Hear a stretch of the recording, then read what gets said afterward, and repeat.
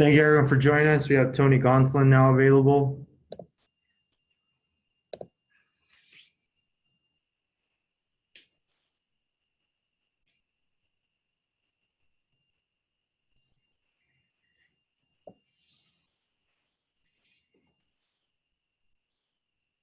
First question's from Tim Neverett. Go ahead, Tim.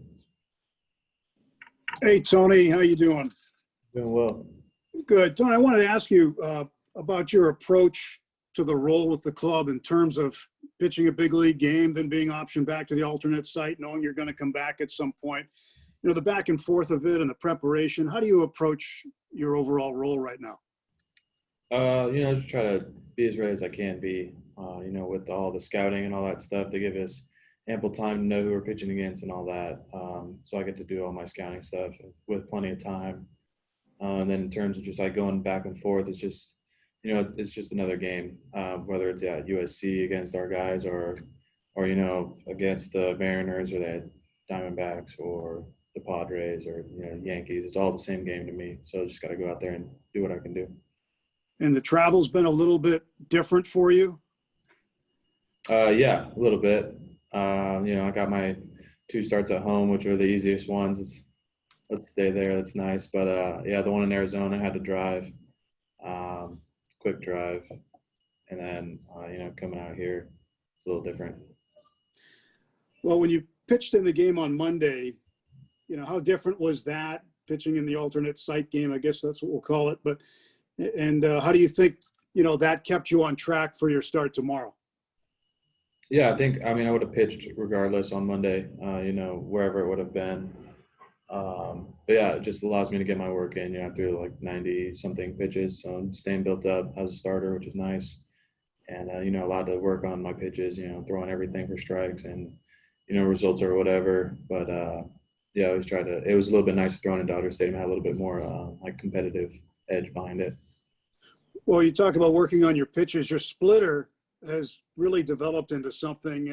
When did you feel like you had a good splitter and, seeing how it would develop into being a weapon for you? And how did you get to that point with that pitch?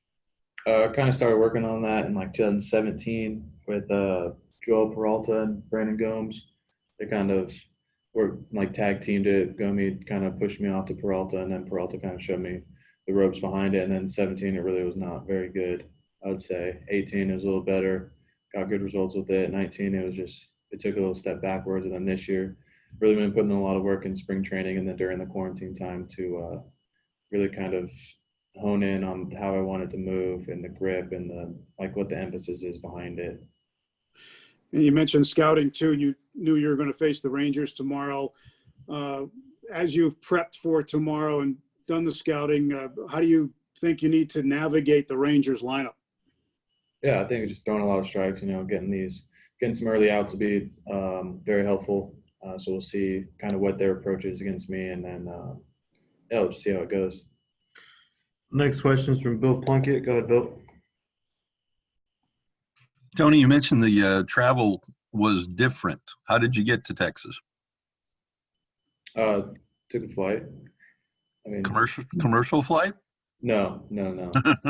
Yeah, I was able to fly with the team out here, so it definitely was a little safer corona-wise. So I'm fortunate for that. But yeah.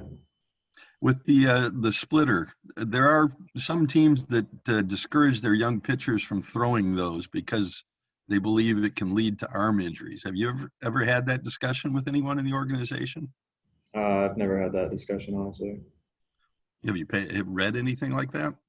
No concerns? I heard about that a little bit in college, but I don't know. I feel like we do enough arm care stuff and, with our lifting and our strength and our medical staffs, I think we're putting in a good program to, get ahead of that. Thanks. Next question's from Ken Gurnick. Go ahead, Ken.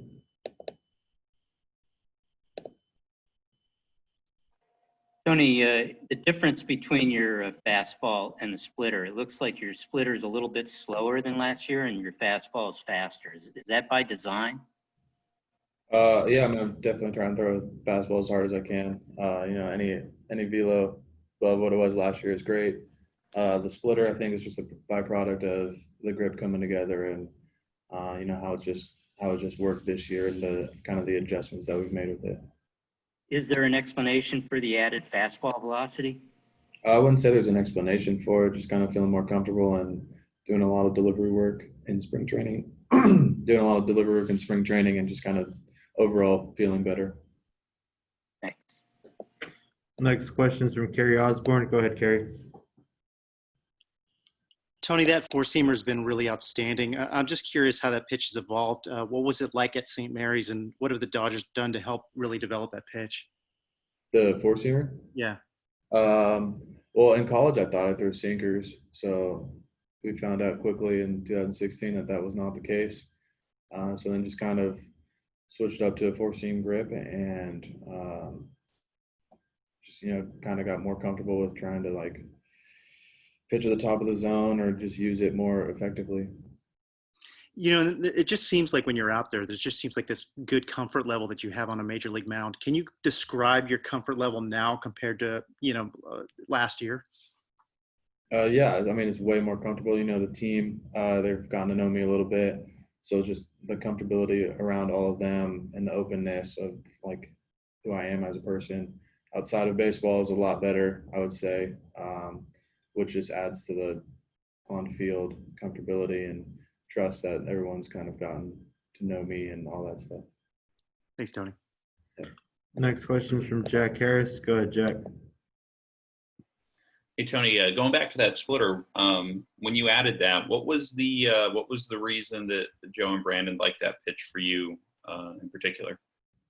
I was in like a changeup camp in 2016 just to try to figure something out with it, and that was a traditional changeup in 16, and then 17, Peralta came around, and we kind of just said, hey, why don't we just give this a shot? You know, we're trying to add a little bit more movement since I don't really slow it down that much, although it's slower this year, which is great. But there wasn't really necessarily a driving force behind it. It was more of just like, hey, why don't you give this a shot since we're still kind of searching for it. Just kind of big picture, how differently do you think about pitching and mechanics and just sort of like your stuff now than you did when you were a guy coming out of college or early in your pro career? How much is that side of your game developed? It's developed a lot, I would say. I mean, in college I hit and pitched, but primarily I was a hitter. So I like focused a lot more like hitting mechanics more so than pitching. I kind of just, when I went into pitch, it was just like an outfielder coming into pitch essentially. I didn't really know exactly what I was doing. I just tried to go out there and throw a lot of strikes with, whatever the pitch was. And then, I mean, how well have those alternate site games been able to, to just keep you in rhythm? Like how competitive are those? How close do they feel to, to a normal game? I mean, nothing really compares to a normal game. The cardboard cutouts, I guess, are the biggest difference this year. But traditionally, with the fans, so nothing really can compare. But there's just an added like bragging rights that we put onto each other. Like I know when I faced Gavin at USC, there's little bragging rights behind it. And on Monday he got me twice, but then I got him. So it kind of evened out, I feel like. But just trying to have a lot of fun with it and stay sharp. Cool. Thank you. Thank you. Thanks, Tony. Thanks, everybody.